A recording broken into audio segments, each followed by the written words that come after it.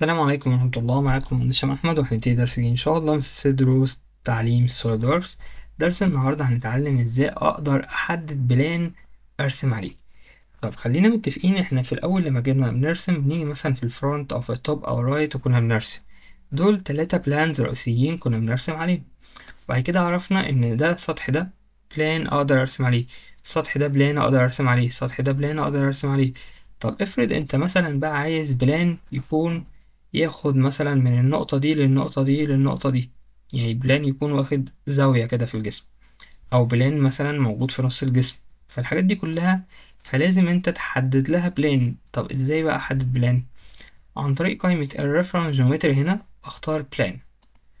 اول ما بتختار بلان بيفتح لك 3 قوائم عندك بالمنظر ده.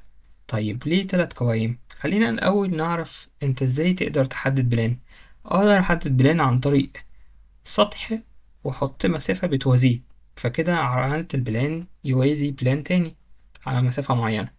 او عن طريق خطين، لو عندي خطين يبقى انا كده عندي البلان بتاعهم. او عندي خط ونقطة، او عندي 3 نقط. انا اكتر حاجة انا قلتها دلوقتي كانت ايه؟ كانت 3 نقط، عشان كده هو هفتح لك 3 حاجات.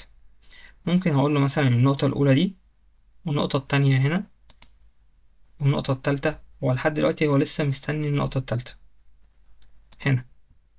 كده اول ما اختار ال3 نقط وبقى البلان متعرف على طول، هنا قال لك ايه؟ fully defined، وخلاص اوكي على كده. بقى عندك بلان 1 اهو اقدر ارسم عليه. طيب خلينا نعمل بلان يوازي البلان ده كده اهو.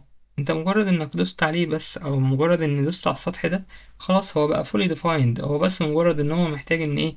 تحط له مسافة معينة واقول له صح. فبقى عندي بلان اهو كمان اقدر ارسم عليه. طب لو عايز بلان في نص الشكل بقى، في نص الشكل باجي هنا اقول له بلان. انا عايز بلان بتوين السطح ده والسطح ده.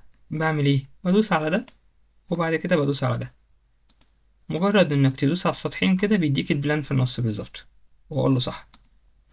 كده انا عندي بلان في نص الشكل اقدر ارسم عليه. طيب مثلا عايز بلان في النص ما بين ده وده اهو، اعطاني بلان في نص الشكل هنا. طيب عايز بلان من هنا لهنا،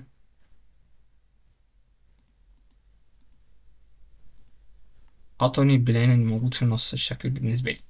يبقى انت كده عندك كذا طريقة تقدر ترسم بيها البلان بتاعك او تحدد بيها البلان بتاعك. عن طريق 3 نقط، عن طريق نقطة وخط، عن طريق بلان يوازي بلان تاني، عن طريق سطحين فهيحط لك البلان في النص ما بين السطحين اللي عندي. فده كده كان الدرس بتاع النهاردة. رب يكون استفدتوا بيه. لو حد عنده أي سؤال أي استفسار يقدر يبعت لنا صفحتنا على الفيسبوك لانس دروس أربك.